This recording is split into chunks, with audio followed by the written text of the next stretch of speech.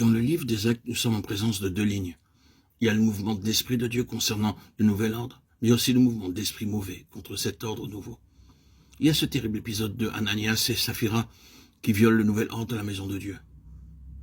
Ils introduisent leur propre intérêt personnel, et Pierre explique la situation de cette manière.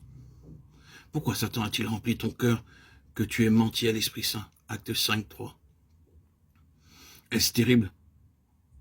Et ce terrible jour, le nouvel ordre fut violé. Satan jeta un coup à ce nouvel Israël. Mais pour montrer combien Dieu est jaloux pour son ordre céleste, nous voyons ce qui arriva à ces deux malheureux.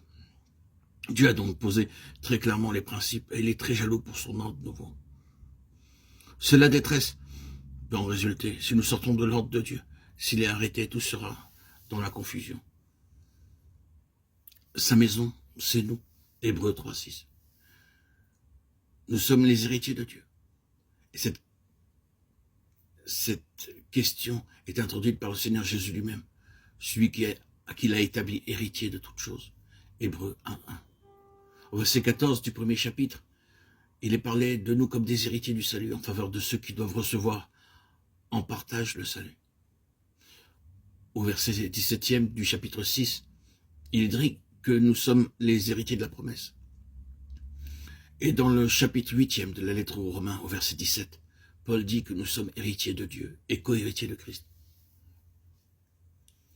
Selon le sens terrestre, Israël devait être l'héritier de Dieu. La promesse avait été faite à Abraham que sa postérité hériterait la terre.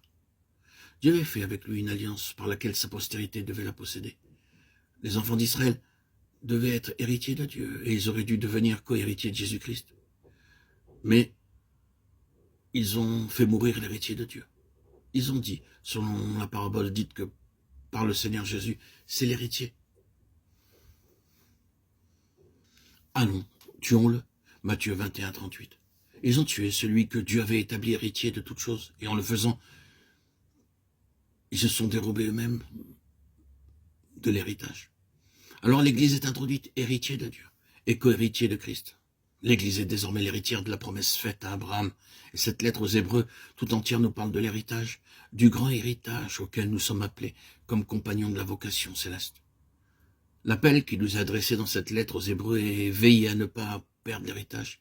L'ancien Israël a perdu par l'incrédulité. Vous pouvez perdre l'héritage. La lettre se sert ainsi de l'exemple d'Israël pour illustrer la possibilité terrible pour les chrétiens de perdre leur héritage. Avons-nous remarqué combien ce petit mot « si » se répète souvent? Nous sommes devenus compagnons de Christ si nous tenons ferme jusqu'à la fin de notre assurance. Hébreux 3, 14. Et sa maison, c'est nous. Si nous restons fermes et retenons ferme la confiance et la gloire de l'espérance. Hébreux 3, 6. Ce petit mot est un mot très grand, ce si. Beaucoup de choses en dépendent. Nous ne parlons pas de la perte de la vie éternelle, mais de celle de l'objet du salut, qui est une chose beaucoup plus grande que le fait d'être simplement sauvé. Paul dit que beaucoup de croyants entreront au ciel, mais en ayant tout perdu. Toute l'œuvre de leur vie s'évanouira en fumée.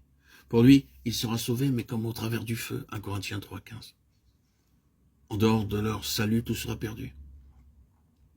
Désirerions-nous entrer au ciel comme à travers le feu? Non, cette lettre nous dit qu'il y a quelque chose de plus que simplement le fait d'être sauvé. Il y a un grand héritage, mais nous pouvons le perdre. Et relisons cette lettre aux Hébreux à cette lumière. Le principe de devenir héritier de Dieu est reporté dans l'Israël céleste.